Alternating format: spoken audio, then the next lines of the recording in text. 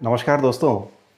GST पाठशाला के इस एपिसोड में हम जीएसटी की जो इनपुट टैक्स क्रेडिट है उससे रिलेटेड जो प्रोविजंस है अपडेटेड, और 3 अप्रैल 2020 को चूँकि लॉकडाउन घोषित हुआ, लॉकडाउन की वजह से भी कुछ नोटिफिकेशंस डिपार्टमेंट के द्वारा इशू किए गए थे, उनको भी हम इस वीडियो में लेकर के आए हैं। उनका क्या इफ़ेक्ट आएगा आईटीसी के प्रोविजंस पे, और लॉकडाउन, पर्टिकुलरली लॉकडाउन और कोरोना की वजह से इनपुट टैक्स प्रोविजंस के जो प्रावधान हैं वो कितने चेंज हुए हैं, और अब ट्रेड बॉडीज़ को फैसिलिटेट करने के लिए गवर्नमेंट जो नोटिफिकेशन लेकर के आई थी उससे कितना फ़ायदा ट्रेडर्स को होगा, इसके ऊपर भी हम इस वीडियो में चर्चा करेंगे।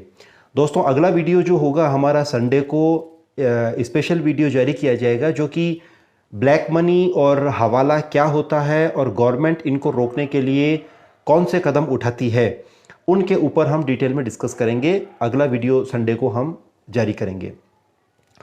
दोस्तों, आईटीसी के जो प्रोविजंस हैं उसमें सीधा सा सबसे पहली बात तो मैं शुरुआत इस तरीके से करूं कि जीएसटी का सबसे बड़ा बेनिफिट यही है कि इसमें चाहे हम गुड्स या हम सर्विसेज, हमारे व्यापार व्यवसाय में हम दोनों को ही रिसीव करते हैं, चाहे गुड्स की सर्विस, चाहे गुड्स रिसीव करें चाहे हम सर्विस रिसीव करें, दोनों ही परिस्थितियों में अगर वो हमारे फर्दरेंस ऑफ बिजनेस के लिए है तो हमें गवर्नमेंट के द्वारा यहाँ पे इनपुट दिया जाता है। पहले क्या होता था, सेंट्रल एक्साइज में सिर्फ गुड्स की ही इनपुट मिलती थी, सर्विस टैक्स में सिर्फ सर्विसेज की ही इनपुट मिलती थी, अदर कोई इनपुट नहीं मिलती थी। तो कहीं ना कहीं जो कास्केडिंग इफेक्ट है वो पुराने रिजिम में रहता था, लेकिन जीएसटी में इस चीज़ को बहुत ही अच्छी तरीके से, बहुत ही बढ़िया तरीके से उसको एड्रेस किया गया है। और इनपुट टैक्स क्रेडिट के जो प्रोविजंस हैं उसमें ये साफ कहा गया है कि अगर कोई रजिस्टर्ड डीलर चाहे गुड्स को रिसीव करेगा या सर्विस को रिसीव करेगा अपने बिजनेस पर्पज़ के लिए, तो उसको दोनों ही परिस्थितियों में इनपुट मिलेगा। दोस्तों, अगर जीएसटी एक्ट की बात की जाए तो सीजीएसटी एक्ट 2017 का सेक्शन 16 से लेकर के 21, सेक्शन 16 to 21 जो है वो आईटीसी को एड्रेस करते हैं। और जहाँ तक रूल की बात आती है, सीजीएसटी रूल्स में रूल 36 टू रूल 45 यानी कि 36 से लेकर 45 तक जो रूल हैं वो आईटीसी के और आईटीसी के रिवर्सल के बारे में हमें विभिन्न प्रावधान के बारे में बताते हैं। तो दोस्तों, पहली बात तो ये है कि आईटीसी होता क्या है। तो दोस्तों, आईटीसी एक तरीके से इनपुट टैक्स क्रेडिट है। जब कोई डीलर कोई माल परचेज करता है, उस परचेज किए हुए माल के ऊपर जो वो टैक्स दे करके आता है, उस टैक्स का उसको क्रेडिट मिलता है। जब वो डीलर कोई उसी माल को जब बेचता है तो बेचने के टाइम पे जब उसको जो टैक्स की लायबिलिटी आएगी, उस लायबिलिटी को पे करने के लिए खरीदे हुए माल के ऊपर जो उसने जीएसटी का पेमेंट किया है, वो जो उसकी आईटीसी कही जाती है, उस आईटीसी के थ्रू अपने बेचे गए माल के ऊपर जीएसटी का पेमेंट करने के लिए वो उस पैसे को काम में ले सकता है। तो कहने का मतलब ये हुआ कि व्यापारी को अपने मार्जिन के ऊपर ही जीएसटी में टैक्स देना पड़ता है, और कास्केडिंग इफेक्ट जो है वो काफ़ी हद तक जीएसटी में कम किया गया है, एक तरीके से बंद कर दिया गया है। अब अगली बात करें कि सर सेक्शन 16 जो है वो हमें बताती है कि एलिजिबिलिटी और कंडीशंस क्या होगी जीएसटी अवेल करने के लिए, आईटीसी अवेल करने के लिए। सेक्शन 17 काफ़ी इंपॉर्टेंट सेक्शन है, काफ़ी विवाद है इस सेक्शन के ऊपर, क्योंकि काफ़ी कॉम्प्लिकेटेड सेक्शन है। तो सेक्शन 17 जो है वो apportionment of credit and block credit के बारे में हमें बताता है। सेक्शन 18 जो है वो स्पेशल सर्क्यूमस्टेंसेस में क्रेडिट के क्या प्रावधान है उनके बारे में बताता है। तो ये 3 महत्वपूर्ण सेक्शन हैं, 16, 17 और 18। तो दोस्तों, सेक्शन 16 में 4 महत्वपूर्ण कंडीशंस हमें बताई गई है इनपुट टैक्स लेने के लिए। 4 महत्वपूर्ण कंडीशंस हैं। पहली कंडीशन ये है कि जो रजिस्टर्ड डीलर होगा उसके पास में, उसके पोजीशन में टैक्स इनवॉइस या फिर डेबिट नोट या फिर सेक्शन 31 में जो अदर कोई डॉक्यूमेंट है, चाहे बिल ऑफ एंट्री या अदर कोई डॉक्यूमेंट है, वो उसके पोजीशन में होना कंपलसरी है। पहली बात तो ये। दूसरी बात ये कि जो गुड्स या जो सर्विसेज हैं उसको रिसीव हो जानी चाहिए। जो रजिस्टर्ड डीलर है जो आईटीसी लेना चाह रहा है उसको वो जो गुड्स या सर्विसेज हैं वो रिसीव हो जाने चाहिए। और तीसरी कंडीशन ये है कि उस गुड्स और जो सर्विसेज हैं जो उसने रिसीव करी है उसके ऊपर जो जीएसटी का पेमेंट है वो गवर्नमेंट को पेड हो जाना चाहिए, गवर्नमेंट को पेमेंट हो जाना चाहिए उसका। और चौथी कंडीशन ये है कि सेक्शन 39 की जो रिटर्न है वो फाइल की गई हो। तो सेक्शन 39 में जैसे हम 3B रिटर्न फाइल करते हैं तो उसी में हम आईटीसी को क्लेम करेंगे। तो ये तो सेक्शन ऑटोमेटिकली अपन फुलफिल कर रहे हैं। दूसरी बात ये, हमारे पास में टैक्स इनवॉइस या बिल ऑफ एंट्री या फिर डेबिट नोट वगैरह होना चाहिए, गुड्स रिसीव हो जाना चाहिए। कई बार कंडीशन ऐसी आती है कि गुड्स जो होता है वो लॉट में निकलता है हमारे पास में, तो फाइनल लॉट जब तक हमें नहीं मिलता तब तक हम एलिजिबल नहीं होते हैं आईटीसी लेने के लिए। तो ये कुछ महत्वपूर्ण कंडीशन है जो सेक्शन 16 में बताई गई है। अच्छा, उसके बाद में सेक्शन 17 में अगर हम जाते हैं तो सेक्शन 17 हमें बोलता है apportionment of credit and apportionment of credit के बारे में हमें सेक्शन 17 बताता है, और उसके साथ ही वो हमें ब्लॉक क्रेडिट के बारे में बताता है। तो अपॉर्शनमेंट का मतलब यहाँ पे ये है, उसने कुछ महत्वपूर्ण प्रावधान में आपको बता रहा हूँ। अगर हम कोई गुड्स या सर्विस रिसीव करते हैं और उसको हम हमारे बिजनेस के साथ साथ अपने पर्सनल यूज़ में भी ले रहे हैं, पर्सनल कंजम्पशन में भी ले रहे हैं, तो उस पार्ट का हमें कोई बेनिफिट नहीं मिलेगा, उस पार्ट का हमें क्रेडिट नहीं दिया जाएगा। इसी तरीके से कोई एग्जाम सप्लाई हम कर रहे हैं या एग्जाम सप्लाई कर रहे हैं और हमने आईटीसी का जो है यूटिलाइज किया हुआ है, तो वो जो एग्जाम सप्लाई का जो प्रोपोर्शन है अपनी टोटल सप्लाई में, उसके प्रोपोर्शनेट में हमें आईटीसी को रिवर्स करना पड़ेगा। तो ये कुछ अपॉर्चुनिमेंट से रिलेटेड कुछ महत्वपूर्ण इश्यूज हैं। उसके बाद में काफ़ी हॉट टॉपिक है ब्लॉक क्रेडिट के बारे में हम अब चर्चा करते हैं। ब्लॉक क्रेडिट दोस्तों सेक्शन 17 सबसेक्शन 5 में दिया गया है।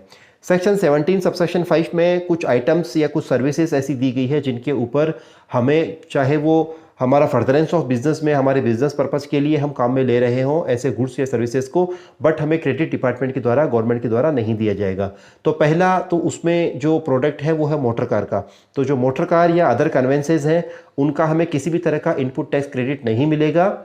लेकिन इसमें कुछ अपवाद है, जैसे कि हमारा काम ही मोटर कार की सेल करना हो, जैसे कोई मोटर कार का डिस्ट्रीब्यूटर या सप्लायर सेलर है, वो तो कार ही बेचता है, तो उसके लिए तो मोटर कार जो है वो एक तरीके से गुड्स हो गया, तो उसको तो अलाउड है, उसको मिल जाएगा।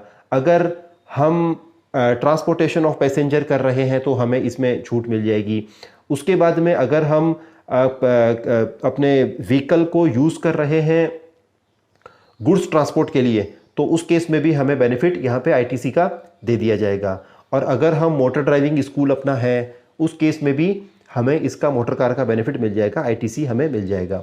अब दोस्तों बात आती है अगली कि जैसे और कौन सी सर्विसेज हैं, तो इसमें चाहे ब्यूटी ट्रीटमेंट है, अपनी फिटनेस से रिलेटेड जो क्लब अपन ज्वाइन करते हैं, कोई मेंबरशिप लेते हैं क्लब वगैरह की, और इसके अलावा कोई प्लास्टिक सर्जरी करते हैं, या रेंट एक कैब सर्विस हो गई, ये कुछ सर्विस, आउटडोर कैटरिंग हो गई, ये कुछ एक सर्विसेज हैं जिनका हमें आईटीसी नहीं मिलता है। भले ही हमने बाकी सारी शर्तें पूरी कर दी हो, लेकिन ये जो सर्विसेज या जो गुड्स हैं ये स्पेसिफिकली सेक्शन 17 सबसेक्शन 5 में डाले गए हैं, और इनको डालने का यही पर्पज है कि गवर्नमेंट इन सर्विसेज और इन गुड्स के ऊपर किसी भी तरह का हमें आईटीसी नहीं देगी।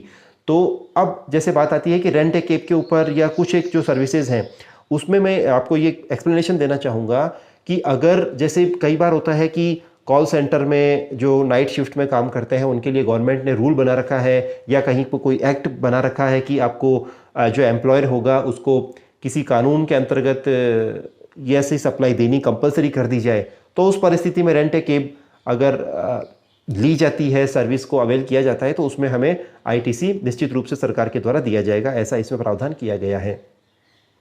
उसके अलावा कोई पर्सनल कंजम्पशन के कोई आइटम है, कंपोजिशन डीलर से अगर हम कुछ माल खरीदते हैं, तो इनके ऊपर किसी तरह का कोई वो है नहीं, क्योंकि वैसे भी टैक्स इनवॉइस होना कंपलसरी है, और सेक्शन 10 के जो कंपोजिशन डीलर हैं वो तो टैक्स इनवॉइस इशू करते नहीं है, वो तो बिल ऑफ सप्लाई इशू करते हैं, तो वैसे भी इनके ऊपर किसी तरह का आईटीसी नहीं मिलता है। एक दोस्तों इसमें एक बात और है कि अगर एक बहुत ही अच्छी कंडीशन डाल दी गई है कि अगर सर्विस का जो बायर है या गुड्स का जो बायर है वो अगर 180 डेज में पेमेंट नहीं करता है अपने सप्लायर को, तो उस परिस्थिति में अगर उसने कोई आईटीसी ले रखी है तो उसे उस आईटीसी को रिवर्स करना पड़ेगा और उसके ऊपर इंटरेस्ट का भी पेमेंट करना पड़ेगा। तो व्यापार जगत में इसको काफ़ी वेलकम किया गया है इस मूव को, कि अब लोगों का जो पैसा है सप्लाई करने के बाद में रुक जाता था काफ़ी लंबे पीरियड तक, तो आईटीसी लेने के लिए एक महत्वपूर्ण कंडीशन डाल दी गई है, तो अब वो पैसा रुकेगा नहीं, और जो बायर होगा वो भी अपने आईटीसी क्लेम करने के लिए सप्लायर को जल्दी से पेमेंट करने के लिए उत्साहित रहेगा। तो दोस्तों ये कुछ प्रोविजन है 16 और 17 सेक्शन के। अब महत्वपूर्ण प्रोविजन आता है सेक्शन 18 का। सेक्शन 18 में स्पेशल सर्कमस्टेंसेस के बारे में हमें बताता है। दोस्तों जब हम रजिस्ट्रेशन करवाते हैं तो हमारे पास में कुछ परिस्थितियां आती है। पहली परिस्थिति तो आती है कि हम हमारा रजिस्ट्रेशन वॉलंटरीली करवाते हैं, तो वॉलंटरी रजिस्ट्रेशन के लिए सेक्शन 25 सबसेक्शन 3 उसको एड्रेस करती है। और वॉलंटरी रजिस्ट्रेशन के केस में हमारा जो इनपुट है वो किस डेट तक का मिलता है? हमें इनपुट मिलेगा जब हमारा रजिस्ट्रेशन हमें ग्रांट किया गया है, उससे जस्ट इमीडिएटली जो प्रेसिडिंग डेट है उस डेट का हमें, जैसे 27 तारीख को हमारा रजिस्ट्रेशन दिया गया है डिपार्टमेंट के द्वारा, तो 26 तारीख तक के जो हमारे पास में इनपुट्स रहेंगे, चाहे सर्विसेज के हों चाहे गुड्स के हों, वो हमें गवर्नमेंट के द्वारा, डिपार्टमेंट के द्वारा यहाँ पे दिए जाएंगे। दूसरी बात आती है कि जब हम सेक्शन 25(3) में नहीं है, अपन कंपलसरी रजिस्ट्रेशन में है और हम 40 लाख की लिमिट जो है वो क्रॉस कर दिया है गुड्स के केस में, और अब हमें रजिस्ट्रेशन ले रहे हैं कंपलसरी, विद इन 30 डेज लेना कंपलसरी है। तो जब हम ऐसा रजिस्ट्रेशन अप्लाई करते हैं, रजिस्ट्रेशन मिलता है, तो जिस तारीख को हमारी एलिजिबिलिटी आई थी रजिस्ट्रेशन करवाने के लिए, उस डेट तक के जो भी हमारे रहेंगे अपने आईटीसी, चाहे सेमी फिनिश्ड गुड्स हो, चाहे फिनिश्ड हो, चाहे रॉ मटेरियल पे हो या सर्विसेज हो, उनका बेनिफिट दिया जाएगा। दोस्तों इन दोनों ही परिस्थितियों में आपको याद रखना है कि कैपिटल गुड्स के ऊपर जो इनपुट हम दे करके आए हैं उसका बेनिफिट दोनों ही कंडीशंस में नहीं दिया जा रहा है। एक महत्वपूर्ण कंडीशन आती है कि जब हम सेक्शन 10 से सेक्शन 9 में जाते हैं, यानी कि हम कंपोजिशन डीलर से स्विच करते हैं रेगुलर डीलर में आने के लिए। तो जब कंपोजिशन से रेगुलर में आते हैं तो जिस डेट को हम मूव किया है उस डेट तक जो हमारे पास में स्टॉक में जो मटेरियल था, जो सेमी फिनिश्ड या फिनिश कंडीशन में था, या जो सर्विसेज थी जिसके ऊपर हम आईटीसी दे करके आए थे, उन सब का हमें बेनिफिट मिलेगा। और साथ ही कैपिटल गुड्स के ऊपर भी जो हमने इनपुट दिया था उसके ऊपर एक कैलकुलेशन होगी जिसपे हमें इनपुट को रिड्यूस करना है क्वार्टरली, उसके हिसाब से हम कैपिटल गुड्स के ऊपर भी आईटीसी लेने के लिए इसमें सक्षम हो जाएंगे। ऐसा प्रोविजन इसमें दिया गया है। तो दोस्तों ये कुछ प्रोविजंस थे, सेक्शन 16, 17, 18 के महत्वपूर्ण प्रोविजन थे जो आईटीसी को एड्रेस करते हैं। अब दोस्तों बात करते हैं रूल 36 की, और उसके बाद में हम बात करेंगे लॉकडाउन की वजह से क्या महत्वपूर्ण छूट या नोटिफिकेशन के जरिए क्या महत्वपूर्ण राहत यहाँ पे गवर्नमेंट के द्वारा दी गई है। दोस्तों सेक्शन 36 सबसेक्शन रूल 36 सब रूल 4 जो है वो काफ़ी महत्वपूर्ण है। काफ़ी उसके ऊपर डिस्प्यूट चल रहे हैं, काफ़ी विवाद उस पर है, काफ़ी डिबेट उसके ऊपर हो रही है। तो मैं आपको बेसिक इसकी एक बात बता दूं, सेक्शन रूल 36 और सब रूल 4 ये कहता है कि सामने वाला जो हमारा सप्लायर होगा वो अगर अपनी आउटवर्ड सप्लाई की रिटर्न फाइल करता है और उसमें अगर बायर का अगर कोई डिटेल्स नहीं रहता है, जैसे हमने कोई इनवॉइस लिया उससे, हमने कोई माल परचेज किया, बट जब हम हमारा 2A चेक करते हैं, 2A चेक करते हैं तो उसमें हमारे पास में शो नहीं हो रहा है किसी सप्लायर से जब हमने माल खरीदा था उसका हमें जो इनपुट है वो शो नहीं हो रहा है, या जो बिल है या जो टैक्स इनवॉइस है वो शो नहीं हो रहा है। तो उस परिस्थिति में हमारी जो टोटल एलिजिबल क्रेडिट है उसके 10% से ज़्यादा हम क्लेम नहीं कर पाएंगे। यानी कि दो तरीके की कंडीशन हो गई। पहली बात है कि ऐसे सप्लायर जिनका इनवॉइस हमें 2A में दिख रहा है वो तो हम पूरा का पूरा क्लेम कर लेंगे, कहीं कोई दिक्कत नहीं है, एलिजिबल क्रेडिट पूरी क्लेम करेंगे। उसके बाद में आती है कि सर ऐसे सप्लायर जिनका शो नहीं हो रहा है, यानी कि कई ऐसे डीलर होते हैं जो क्वार्टरली फाइल करते हैं अपनी GSTR1, तो उस वजह से 2A जो होता है वो अपडेट नहीं होता है मंथली। तो उस परिस्थिति में हम वो जो क्रेडिट होगी जो शो नहीं हो रही है उसकी एक सीमा बना दी गई है। जो पहले 20% थी उसको 1 जनवरी 2020 से इन्होंने रिड्यूस किया है नोटिफिकेशन नंबर 75/2019 के थ्रू। तो अब 10% सीमा में ही हम उसे क्लेम कर सकते हैं। पहली बात तो ये।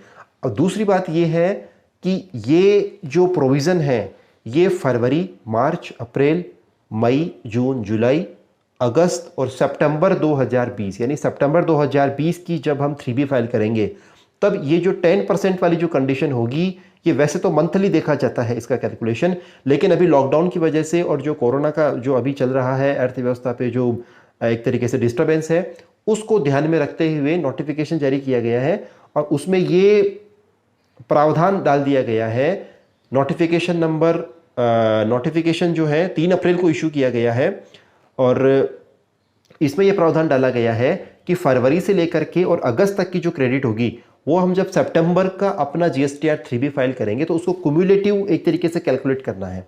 वो जो 10% होगा उसको सारे जो मंथ है फरवरी टू अगस्त उन सबको कैलकुलेट करना है, ऐड करना है।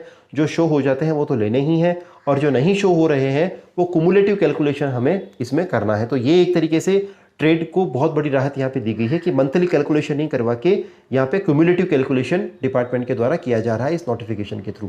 तो दोस्तों ये एक हमारा एफर्ट था आपको ये बताने का, और जीएसटी पाठशाला भी हमने इसीलिए चालू करी है क्योंकि आप लोगों की डिमांड थी कि लॉकडाउन में हम जीएसटी के बारे में सीखें। और ये हमारा आपको विश्वास दिलाना चाहेंगे कि अगर इस पाठशाला में आप कंटिन्यू रहते हैं, नए नए टॉपिक पे रिसेंट अपडेशन के साथ में हम जो है जीएसटी के जो टॉपिक हैं उनको आपके पास में लेकर के आते हैं, और आप भी ये पाएंगे कि वीडियोस को देखने के बाद में आप खुद ऐसा फील करेंगे कि आपको एक अपडेटेड नॉलेज है जीएसटी जैसे डायनेमिक लॉ में।